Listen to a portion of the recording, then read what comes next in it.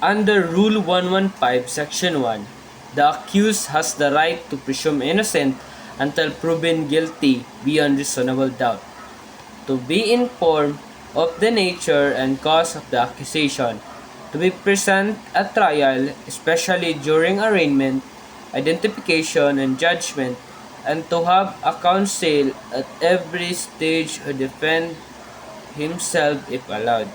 He may testify in his own behalf, but silence cannot be taken against him, and he cannot be compelled to testify against himself or self-incrimination.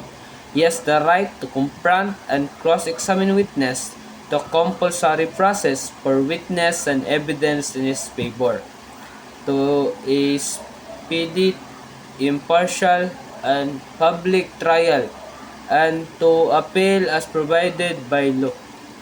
Rule 116. The accused may plead guilty to a lesser offense if included in the charge and with the consent of the prosecutor and offended party. A guilty plea to a capital offense requires a searching inquiry, proof of guilt, and evidence presentation, while in non-capital cases, receiving evidence is discretionary. An improvident plea may be withdrawn before judgment and placed with not guilty. Before arraignment, the court must inform the accused of his right to counsel and appoint counsel de officio if needed, giving him time to consult. The accused may move for bail of particular or production of prosecution evidence to avoid surprise. Arraignment may be suspended if the accused is mentally unfit, if the prejudicial question exists, or if the petition for review is pending but not beyond 60 days. So under Rule 117, the accused may file a written motion to quash the complaint or information before pleading, stating the ground. This includes no offense charge, lack of jurisdiction, no authority to file, defects in the complaint, multiple offenses, extinguished liability, legal excuse, or double jeopardy. If the defect can be fixed, the court order amendments. If not, the case may be quashed. A new case can still be filed except when based on the extinguished liability or double jeopardy. Double jeopardy applies if there was a valid case in a competent court, the accused was arraigned, and it ended in conviction, acquittal, or dismissal without his consent. So, a case may also be provisionally dismissed with the accused's consent.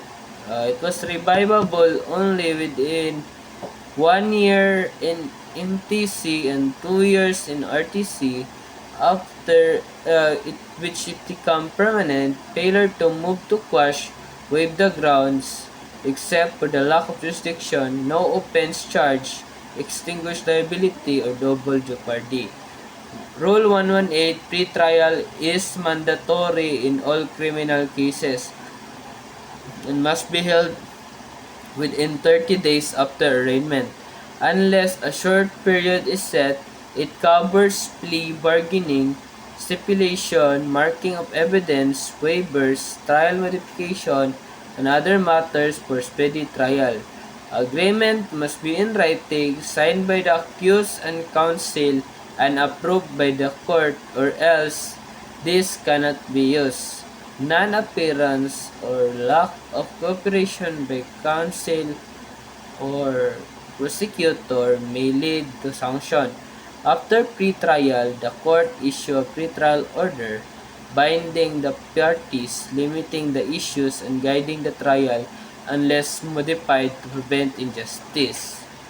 Rule 119, after the arraignment, the accused gets 15 days to prepare, and trial must begin within 30 days and finish within 180 days.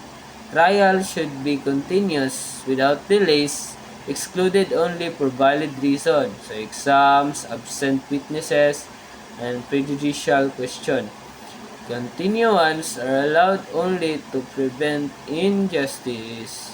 If not tried on time, the accused may seek dismissal for the denial of speedy trial. So the order of the trial is prosecution, defense, rebuttal, short rebuttal. Witness may conditionally examine or required to post bail. Multiple accused are tried jointly unless separation is justified. An accused will be discharged as state witness, which counts as acquittal unless he refuses to testify. If the wrong offense is charged, the proper information must be filed. Trial may be closed to the public for decency, and related cases can be consolidated after the prosecution rests. The accused may file a demurrer to the evidence acquittal if granted. So cases may also be reopened before final judgment to avoid injustice. In Rule 120, a judgment is the court written and signed decision declaring the accused guilty or not guilty with proper penalties and liabilities. A conviction state the offense, circumstances, rule, penalty, and damages, while an acquittal explain why guilt was not proven and if civil liability exists.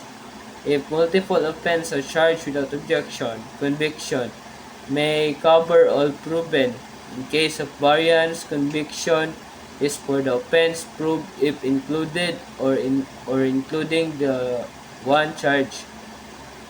Promulgation is usually read in court, but exceptions apply. Failure of the accused to appear without the cause may forfeit remedies unless he surrendered and justifies within 15 days. Conviction may be modified before finality, but acquittal cannot. Once final judgment is entered, with rules on probation, parole, and suspension of sentence unaffected.